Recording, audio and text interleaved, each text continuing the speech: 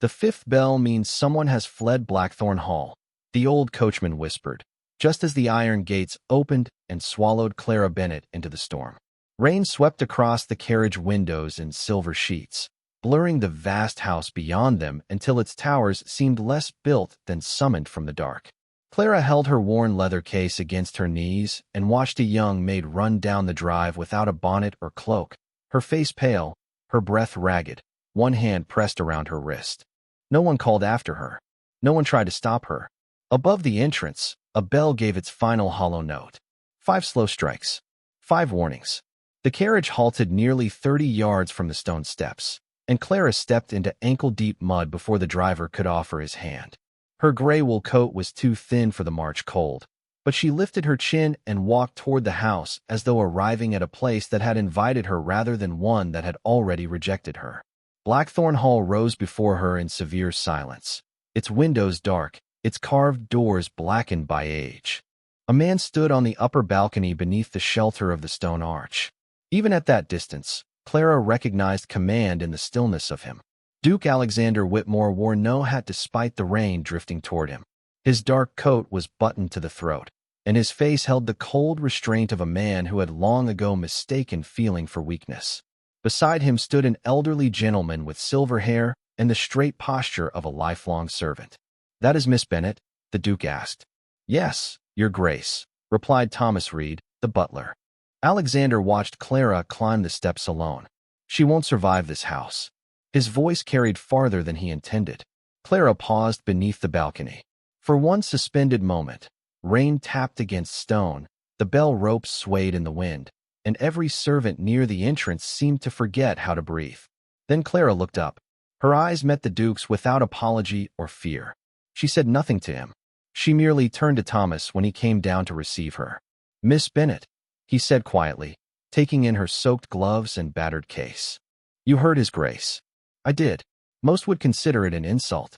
Clara removed one glove, finger by finger. Most people are too eager to defend themselves before they understand the accusation. Something almost like surprise passed across Thomas's face. He led her through the great doors. The entrance hall smelled of cold stone, extinguished candles, and old cedar. Portraits watched from the walls with stern, inherited eyes. Servants moved silently along the edges of the room, never looking directly at one another. Clara noticed everything. The cracked vase hidden behind a curtain, the untouched tray of food on a side table, the young footman limping while carrying coal, the housekeeper counting keys twice before locking them against her waist. This was not discipline. It was fear taught so carefully that it had learned to wear good manners. Thomas showed Clara to a narrow room on the 3rd floor, furnished with a small bed, a washstand, and a wardrobe that would not close. The last secretary remained 12 days, he told her. The one before her lasted 6. "And the young woman who left tonight?" Clara asked. Thomas's expression hardened. "You would be wise not to ask questions so soon." He placed a candle on the table and turned toward the door.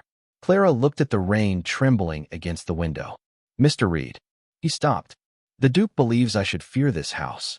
She rested her hand on the old leather case. "But houses do not become cruel on their own." Thomas regarded her for a long moment, then left without answering. Alone, Clara opened the wardrobe. Inside hung a single black servant's dress, though no uniform had been mentioned in her letter. Beneath it, on the floor, lay a leather ledger coated with dust. She carried it to the candle and opened the cover. Page after page listed the names of women who had entered Blackthorn Hall and the dates they had departed. Some had lasted weeks, others only days. At the bottom of the final page, written in fresh black ink, was her own name, Clara Bennett. Beside it stood a departure date 3 days from now. Clara read the date twice, though the ink did not change. 3 days. Someone had decided the length of her stay before she had crossed the threshold. She closed the ledger, slid it beneath the mattress, and spent the rest of the night listening to the house breathe through its walls. Pipes groaned. Floorboards whispered. Somewhere below, a door opened and shut at regular intervals, always followed by the faint turn of a key. At dawn, Thomas Reed found her already dressed in the black uniform, seated at the narrow desk with a list of questions beside her untouched breakfast. "You rise early," he observed. "So do frightened houses," Clara replied. He did not ask what she meant. Her duties were presented as simple: copy correspondence, organize household accounts, and record supply requests. Yet before noon, Clara discovered that nothing at Blackthorn Hall was simple. The kitchen had been allotted enough flour for 30 people, but received barely half that amount. Coal purchases appeared twice in the ledgers, while servant rooms remained cold. Medicine was charged to the estate, though the housemaid who had fainted near the pantry had not seen a physician in months. Each discrepancy carried the same initials in the margin: M.W. Clara asked the kitchen steward who approved the orders. His face tightened. Lady Margaret Whitmore oversees domestic expenses. And where are the missing supplies? Miss Bennet. People who ask that question do not remain employed.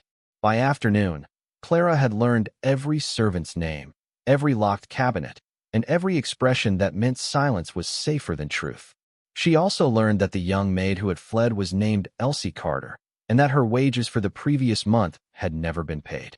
When Clara carried the altered accounts to Thomas, he read them without surprise. "You already knew," she said. "Knowing is not the same as being able to change it." "It should be. Not in this house." A shadow fell across the doorway. Duke Alexander stood there, dry and immaculate, his steel-gray eyes moving from Clara to the open ledger. "Miss Bennet," he said, "your position does not include investigating my family. My position includes protecting your accounts from theft." Thomas lowered his gaze. Alexander stepped into the room. "You have been here less than one day. That has been sufficient." His expression remained controlled, but something sharpened beneath it. "You mistake boldness for authority." Clara closed the ledger gently. "And you mistake silence for order." The room seemed to contract around them. Alexander's jaw tightened. "Return to your assigned work." "Is that an order, Your Grace, or a warning?" For the first time, his composure slipped. Only slightly. Enough for Clara to see that he was not angry because she was wrong. He was angry because she had seen too quickly. He dismissed her with a glance and turned away. That evening, Clara carried a bowl of broth upstairs to the sick housemaid. The west corridor was nearly dark, its lamps extinguished though dusk had already settled. She heard footsteps behind her, soft and hurried. Before she could turn, the carpet shifted beneath her heel near the top of the staircase. Her balance vanished. The bowl slipped from her hands. Then a firm grip caught her arm and pulled her back from the edge. Alexander stood behind her, breathing hard, one hand still closed around her sleeve. Below them, the broken bowl lay scattered across the marble floor. He looked past Clara into the empty corridor. "Who was here?" he asked. Clara listened to the silence closing around them. "Someone who expected me to leave in 3 days." Alexander released Clara only after she had regained her footing. His hand fell away, but the warmth of his grip remained against the cold fabric of her sleeve. "You will return to your room," he said. "No." The answer was quiet enough to make him look at her more sharply. Clara glanced down the staircase, where broth spread across the marble in a pale stain. "Miss Turner is ill. She has not eaten since morning. Another servant can bring her food." Another servant was afraid to. Alexander's expression hardened, yet he did not argue. Instead, he summoned a footman, ordered a fresh tray prepared, and remained in the corridor until Clara had delivered it safely. By the following evening, she had chosen the laundry room for what she called the listening hour. It was the only place in Blackthorn Hall where steam softened the walls and the constant turning of linen made whispered conversations difficult to overhear. At first, no one came. Clara sat beside a chipped wooden table with a blank ledger and a single candle burning low. 10 minutes passed, then 20. Just as she prepared to leave, Elsie Carter's closest friend, a young scullery maid named Ruth, appeared in the doorway. "Will you tell His Grace?" Ruth asked. "Not unless someone is in danger." "And Lady Margaret?" "I do not report to Lady Margaret." Ruth entered. Others followed slowly, one by one, each carrying a grievance they had buried beneath obedience. A footman had lost 2 weeks of wages for breaking a glass he had not touched. The laundress worked through fever because requesting rest meant dismissal. The stable boys received boots only after winter had nearly ended. Clara wrote everything down without promising what she could not deliver. By midnight, she understood that the missing flour and coal were only the surface. Fear had become Blackthorn's true currency, and Lady Margaret spent it freely. Clara began with what could be changed at once. She corrected the work schedule, recovered withheld wages from an unclaimed household fund, and arranged for Miss Turner to see the village physician. When the kitchen steward protested, Clara placed the signed accounts before him and asked whether he preferred to explain the discrepancies to the Duke himself. He complied before breakfast. Within 3 days, servants began seeking Clara before approaching Thomas. Within 5, the sound of conversation returned to the lower halls. Even laughter appeared once, brief and startled, as though the house had forgotten it was permitted. Alexander noticed. He noticed everything about her now. The way she listened without interrupting. The way she remembered names. The way people stood straighter after speaking with her. What unsettled him most was not that she challenged his authority. It was that she created loyalty without demanding it. On the 6th morning, he entered the servants' meeting without warning. Clara stood beside the long table, assigning duties for an unexpected delivery of winter stores. "The west pantry will be cleared first," Alexander said. "The shipment belongs in the east cellar." No one moved. The old kitchen steward glanced at Clara. So did the footman. Even Thomas waited. Alexander's voice cooled. "Did you hear me?" The steward swallowed. "Yes, Your Grace." "Then carry out the order." The man lowered his eyes. "Miss Bennet has already given us better instructions." Silence struck the room with the weight of a closing door. Alexander looked at Clara.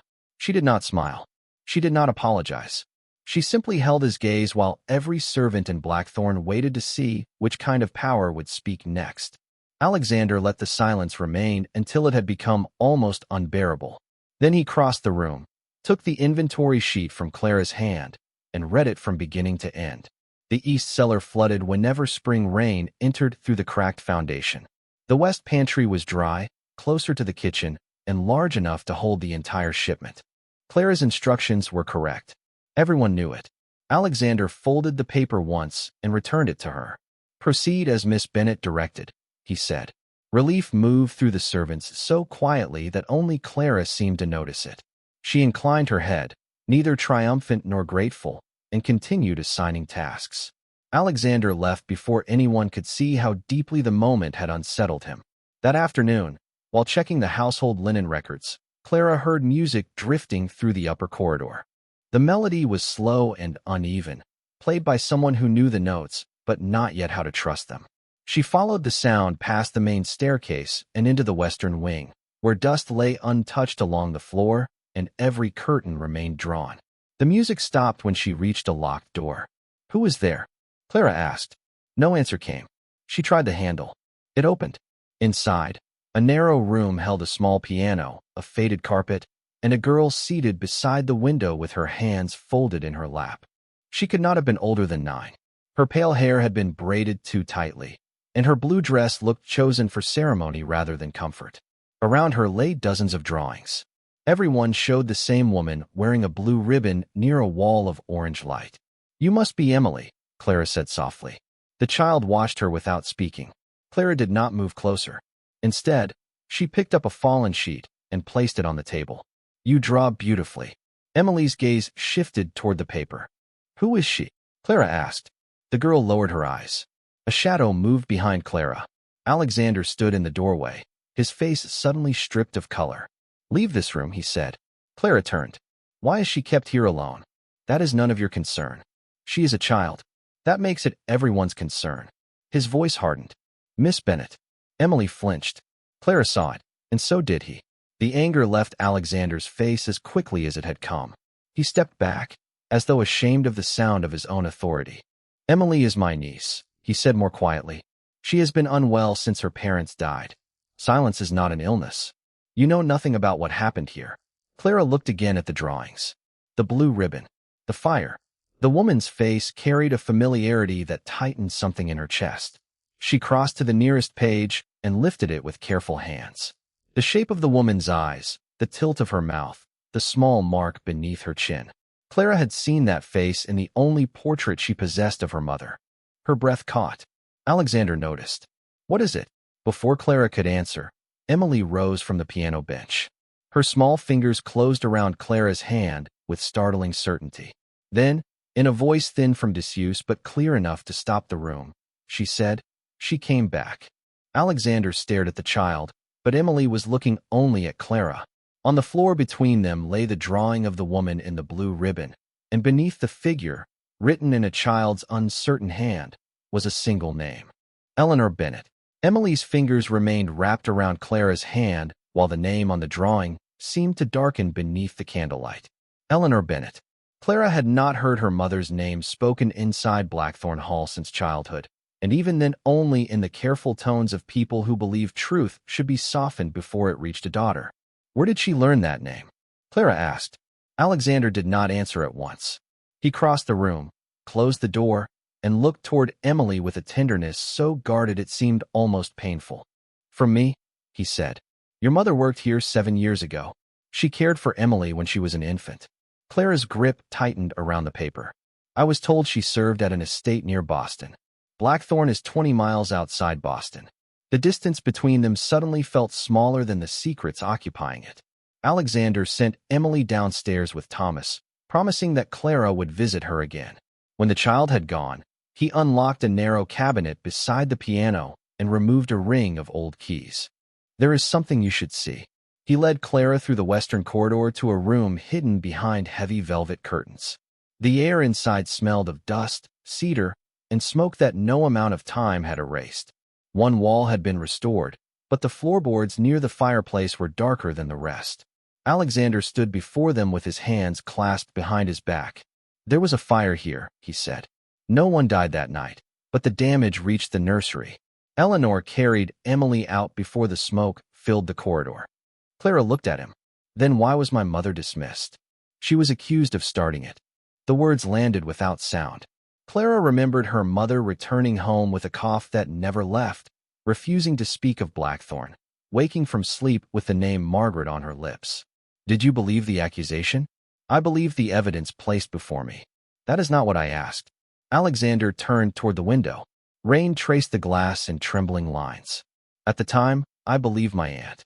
Clara's disappointment was quieter than anger and far more difficult for him to endure. "My mother died the following winter." "I know." His voice lowered. "I paid the physician who treated her." Clara stared at him. "You never came." "I was told she refused to see anyone from this house." "And that satisfied you?" He had no answer. For the first time, the Duke of Blackthorn looked less like the master of the estate than another man trapped by it. That night, they met in the library after the household had gone silent. Alexander brought sealed account books from the year of the fire. Clara brought her mother's final letters, which she had carried for years without understanding them. They worked beneath a single lamp, their hands moving across the same pages, sometimes touching before either could withdraw. Neither apologized. Near midnight, Clara found 3 payments made from Lady Margaret's private account to Dr. Samuel Harrow. Each was recorded on the anniversary of Eleanor's death. Alexander searched the physician's ledger and found a 4th payment, larger than the others, dated 2 days before the official certificate had been signed. "He was paid to remain silent," Clara whispered. "About what?" Alexander asked. Clara unfolded the last letter her mother had written. A sentence near the bottom had faded almost beyond recognition. She held it closer to the flame and read aloud. "The fire was meant to destroy the trust records, but I saw who locked the nursery door." Alexander's face changed. "Who?" Clara turned the page over. On the back, hidden beneath the fold, her mother had written 2 initials. M.W. Alexander stared at the initials until the letters seemed to lose their shape. "Margaret Whitmore," he said at last. Clara folded the letter with careful hands. "Your aunt controlled the household accounts, the trust records, and the servants who testified against my mother. And I allowed her to." His voice was low, stripped of rank. "You believed what was easiest to believe." "No," he looked at her then. "I believed what preserved this house." Clara's eyes did not soften. "That may be worse."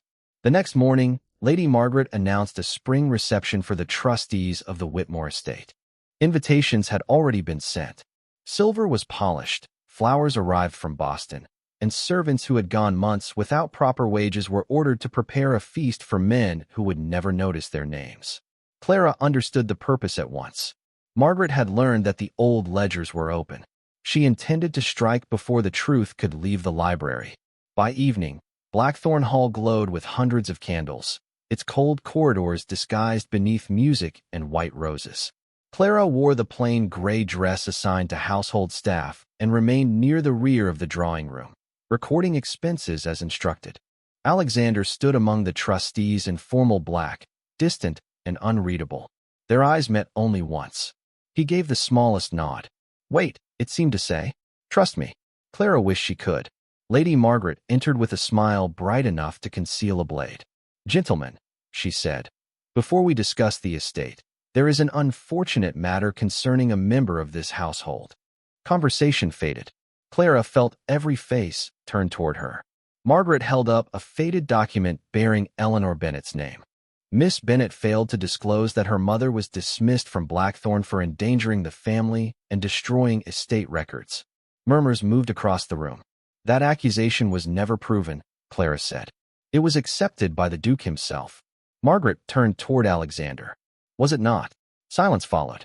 Alexander's hand tightened around the edge of the mantel. One trustee leaned close and whispered that defending Clara would raise questions about his judgment and threaten his control of the estate. Another warned that scandal would reach Boston by morning.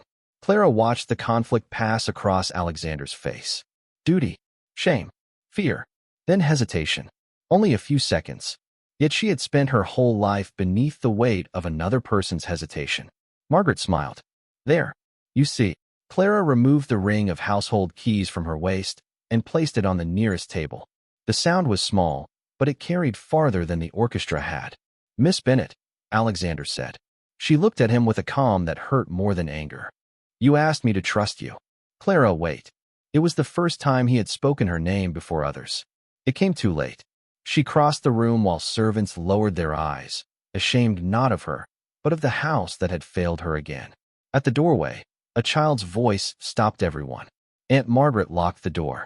Emily stood on the staircase in her white nightgown, one hand gripping Thomas's sleeve. Her face was pale, but her voice did not tremble. The night of the fire, she continued. Mrs. Bennet came for me. Aunt Margaret had the key. Margaret's smile vanished.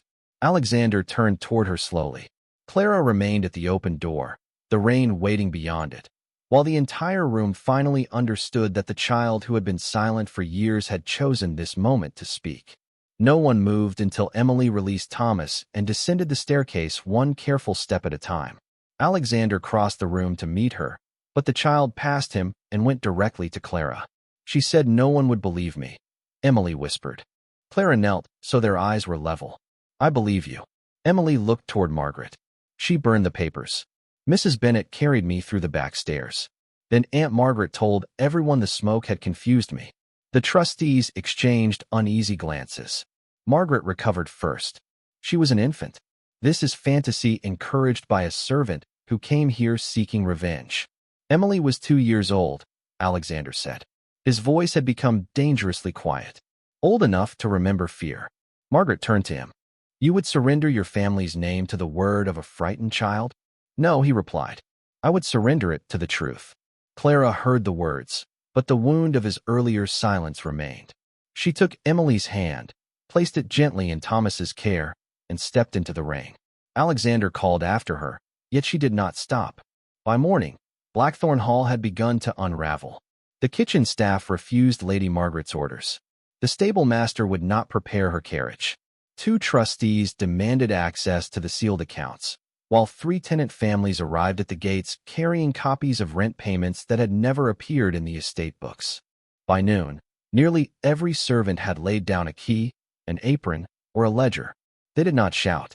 They simply waited in the entrance hall beneath the silent bell. Until Miss Bennet returns, the kitchen steward told Alexander, we have no confidence that our work serves an honest house. Emily withdrew again, speaking only to ask when Clara was coming back. Alexander stood alone in the library that night, surrounded by evidence he should have demanded years earlier. Thomas entered carrying the leather ledger Clara had found in her room. Between its pages lay statements from servants, unpaid wage records, and letters from tenants. Clara had gathered enough to expose Margaret before the reception.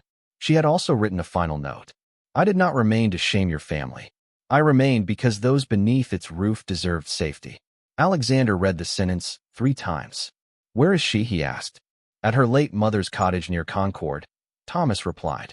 12 miles east. Alexander reached for his coat. Shall I call the carriage? No.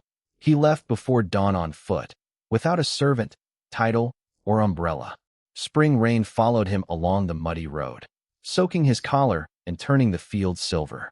He found Clara outside a small white cottage, repairing a broken window latch. She saw him and continued working. Blackthorn needs you, he said. Blackthorn needed me when your aunt accused my mother. I know. It needed you when I stood alone in that room. I know. His voice broke on the words. I failed you. Clara set down the tool and faced him. Why have you come, Alexander? Hearing his name from her lips nearly undid him. To ask you to return. Because you need my evidence? Because the house is falling apart. Then repair it. He stepped closer, though he did not cross the garden gate. I do not know how. Clara's expression softened, but only slightly. That is the first honest thing you have said. Hope rose in him too quickly. Then she closed the gate between them. But honesty spoken after courage was required is not yet redemption. Alexander remained in the rain as she walked back toward the cottage, understanding at last that commanding her return would be easy. Becoming worthy of it would cost him everything he had once mistaken for power.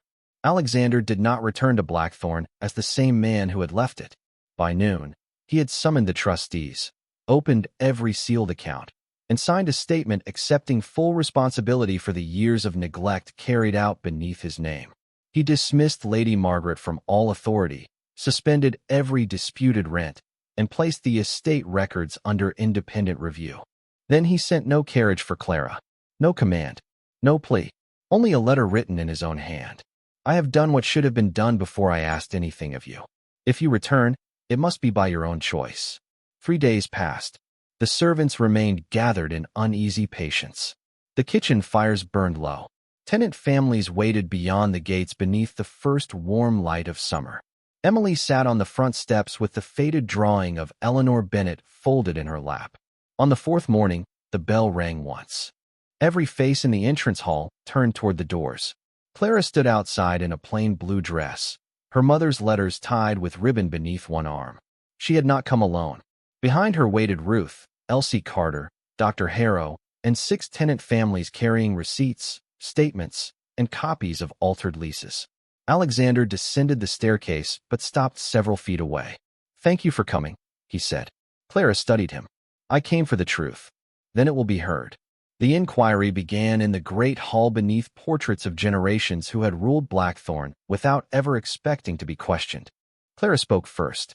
She presented the payments to Dr. Harrow, the missing trust records, the false wage accounts, and Eleanor's final letter. Dr. Harrow admitted that Margaret had paid him to conceal Eleanor's condition and to support the story that she had left Blackthorn in disgrace.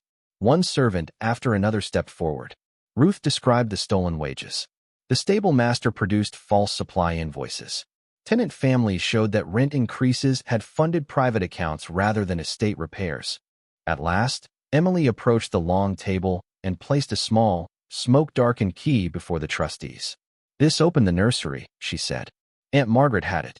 Lady Margaret rose with rigid dignity. You expect this council to surrender judgment to servants and frightened children? She turned toward the household. Remove Miss Bennet from this room. No one moved. Her command fell into silence. Did you hear me? She demanded. Thomas stepped forward, his silver head held high. We heard you. Then obey. This house stopped answering to fear months ago. Margaret looked from one servant to another, but every face remained still. Clara had never ordered their loyalty. That was why she possessed it. The trustees withdrew for less than an hour. When they returned, Margaret was stripped of all financial control and required to leave the estate under supervision. Every disputed account would be restored. Every worker would receive the wages owed. Then the senior trustee turned toward Alexander. Your Grace, this estate cannot continue under the same structure. Until the review is complete, Blackthorn requires someone trusted by the household and the tenants alike. Alexander did not hesitate. Miss Bennet. Clara's eyes narrowed. You cannot appoint me without asking. A faint warmth touched his otherwise solemn expression. Then I am asking. Before she could answer, the kitchen steward stepped beside her. Ruth followed. Then Thomas. Beyond the open doors, the tenant families rose to their feet. No one spoke her name. They did not need to. The entire estate had already given its answer. Clara looked across the hall at Alexander, and for the first time, he did not stand above her as duke, master, or judge. He waited as a man who finally understood that true authority could not be inherited. It had to be earned. Clara accepted the trustees' offer only after placing 4 conditions on the polished table before them. Every servant would receive fair wages on a fixed schedule. Tenant children would have access to a school funded by the estate. A medical fund would be established for workers and their families. Any person in Blackthorn Hall could report mistreatment without fear of dismissal. The senior trustee adjusted his spectacles. Those are considerable changes, Miss Bennet. Then Blackthorn has considerable wrongs to correct. Alexander took the document before anyone else could object. He read each condition slowly, then signed his name without altering a word. The estate agrees, he said. Clara looked at him. The estate, or you? Both, if you will permit it. By midsummer, the house no longer seemed to hold its breath. Sunlight entered rooms that had remained closed for years. The servants' dining hall filled with conversation. Fresh bread returned to the kitchen tables. Medicine reached those who needed it, and the 5th bell was taken down from the tower because no one wished to hear it again. Clara directed repairs, settled disputes, and listened before giving instructions. People answered to her not because she demanded obedience, but because every decision proved she had remembered them. Emily began taking piano lessons in the western room with the curtains open. Her laughter, uncertain at first, traveled farther each day. Alexander often paused outside the doorway to listen. He no longer entered without knocking.